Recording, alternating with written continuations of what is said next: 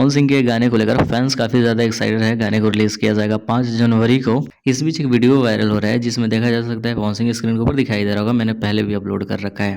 पवन सिंह ये गाने की शूटिंग कर रहे हैं और बताया जा रहा है 5 जनवरी को जो बर्थडे स्पेशल सॉन्ग आ रहा है उसकी शूटिंग कंप्लीट हो गई। क्या है पूरा मैटर जानते हैं इस वीडियो में। सबसे पहली बात, 5 जनवरी को जो गाना आ रहा है, गाने का लेवल बहुत बड़ा है। पवन सिंह के साथ नेहा कक्कड़ गाती हुई नजर आएगी।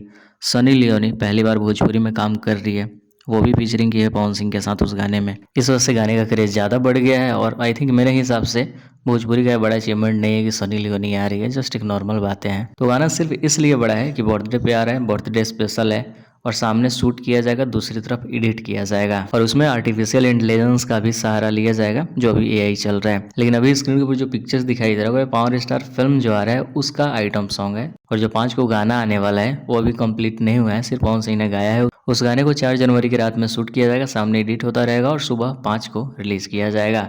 गाने का बजट कम से कम 70 से 80 लाख रुपया है एक फिल्म का बजट।